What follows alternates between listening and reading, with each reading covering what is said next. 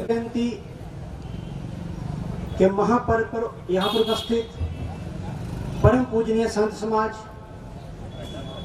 परम आदरणीय पंडित केवल शर्मा जी, परम आदरणीय विजय चोपड़ा जी, बड़े भाई रविशंकर जी, गीता जयंती महोत्सव कमेटी के सभी सदस्यगण एवं सभी कृष्ण भक्तजन, प्राग ऐतिहासिक काल अर्थात प्री हिस्टोरिक पीरियड से चले आने वाली केवल 3 ही सांस्कृतिक परंपराएं आज इस संसार में विद्यमान हैं। वैदिक सनातन धर्म तथा पारसी और यहूदी मत। इनको अनेकानेक प्रचंड आघात सहने पड़े हैं, फिर भी जीवित रहकर यह सभी अपनी आंतरिक शक्ति का प्रमाण प्रस्तुत करते हैं। किंतु जहां एक और हम ये देखते हैं कि यहूदी मत ईसाई मत को आत्मसात नहीं कर सका तथा ईसाई मत द्वारा उसे उसके जन्म स्थान से ही निर्वासित कर दिया गया और अपनी महान सांस्कृतिक परंपरा का यशोगान करने के लिए मुट्ठी भर पारसी बचे हैं।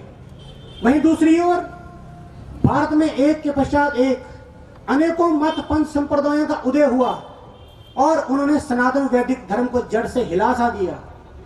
किंतु भीषण भूकंप के समय समुद्र तट के जल के समान वे कुछ समय पश्चात 1000 गुना बलशाली होकर सर्वग्रासिया प्लावन के रूप में पुनः लौटने के लिए पीछे हट गया। और जब सारा कोलाहल शांत हो गया तब इन सभी मत पंथ संप्रदायों को उनकी धर्म माता सनातन वैदिक धर्म की विराट काया ने आत्मसात कर लिया। हजरत मूसा ने जिस प्रकार यहूदी मत को, हजरत ईसा ने ईसाई मत को और हजरत मोहम्मद ने इस्लाम को जन्म दिया है, भारतीय समाज ठीक इसी प्रकार किसी एक पुरुष की रचना नहीं है। ना तो यह किसी एक महात्मा से आया है, ना किसी एक संप्रदाय से, और यह किसी एक विचार पर आधारित भी नहीं है। ये अनेक विचारों का समुदाय है।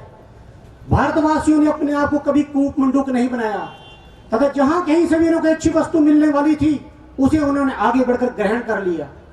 ऋग्वेद में भी कहा गया है कि ज्ञान को चारों ओर से अपने पास आने दो, और कदाचित यही कारण है कि भारतीय संस्कृति में हम विश्व के सभी मत मतांतरों के श्रेष्ठ तत्वों का समावेश पाते हैं।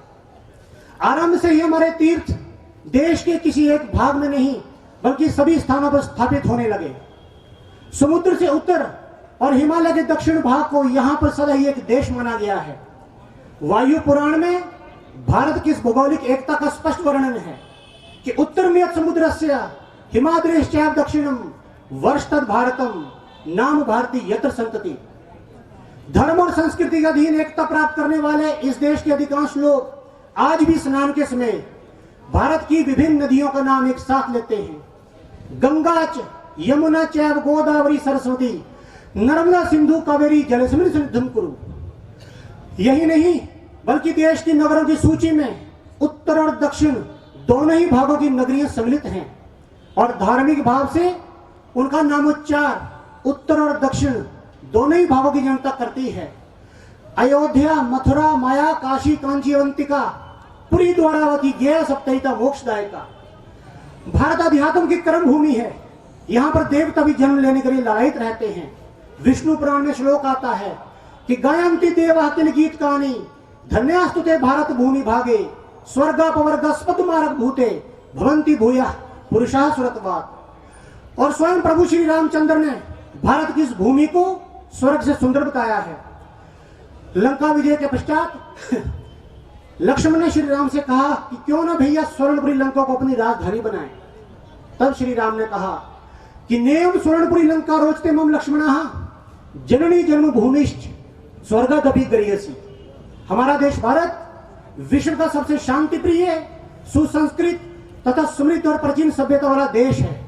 इसके नैतिक, राजनैतिक, आर्थिक, सामाजिक, वैज्ञानिक, धार्मिक और आध्यात्मिक ज्ञान का विषय में कोई सानी नहीं है और यह ज्ञान आज भी सार्थक है, क्योंकि भारत आदि धर्म की जन्मभूमि है, विश्व धर्म का जन्म स्थान है, प्राणियों की सर्वोच्च जाति की जन्मदात्री तथा विश्व के सर्वश्रेष्ठ साहित्य और कला की क्रीड़ास्थली है, जिसके विषय में रोमियो रोला ने कहा है कि if there is a place on the face of earth where all the dreams of living men have found their home, from the very earliest days when man began the dream of existence, it is India.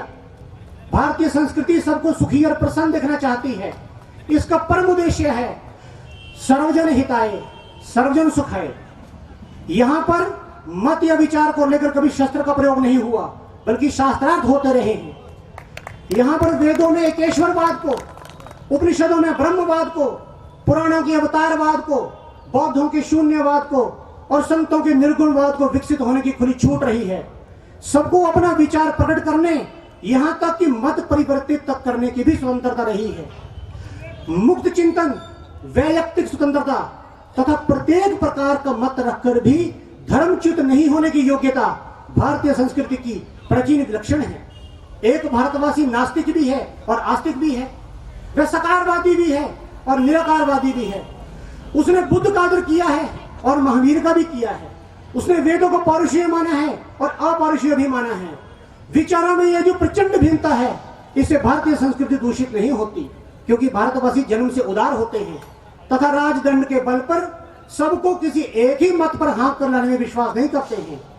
Swami Ramakrishna Paramhans ने 6 महीने तक बारी बारी से शैव, वैष्णव, शाक्त, तांत्रिक, अद्वैतवादी, ईसाई और मुसलमान बनकर इस सत्य पर अपनी अनुभूति का साक्ष्य दे दिया था कि परम तत्व एक ही है। मत मतांतर के बाह्य रूप मिथ्या हैं, साधन और मार्ग अनेक हैं। व्यक्ति इनमें से किसी का भी चुनाव कर सकता है, किंतु शांति साधन और मार्गों से नहीं, अनुभूति से प्राप्त होती है। और जब तक हम अनुभूति की ऊंचाई पर स्थित हैं, तब तक इस बात से कोई अंतर नहीं पड़ता कि हम हिंदू हैं, मुसलमान हैं या ईसाई हैं। श्री गुरु नानक देव जी महाराज ने भी इसी परम तत्व की ओर संकेत करते हुए कहा था कि आदि सच, जुगादि सच, है भी सच, नानक होसी भी सच।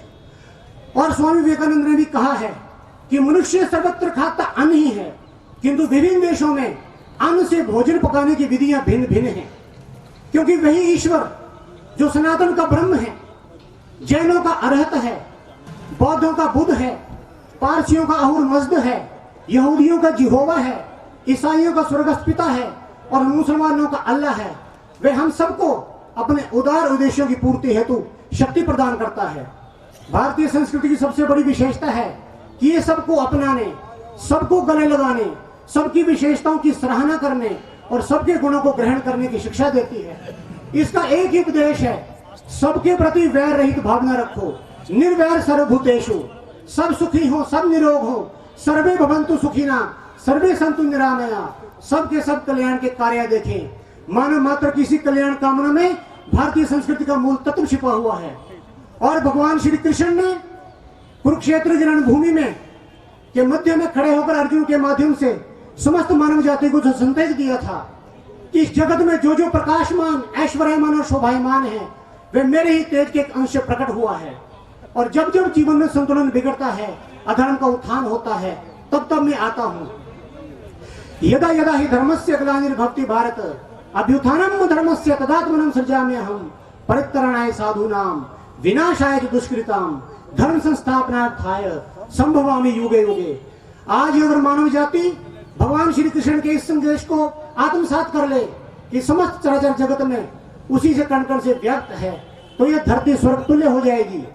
क्योंकि प्रभु के दिए हुए सुख इतने हैं विकीर्ण धरणी पर, भोग सके जो उन्हें जगत में, हैं भी इतने नारी नर, तो भी भू से ले अंबर तक ये जल कभी न घटने वाला, ये प्रकाश ये पवन कभी भी नहीं सिमटने वाला, ये धरती फल फूल अन्न धन रतन उगलने वाली, ये पालिका मृग गव्य जीव की अटवी सघन निराली।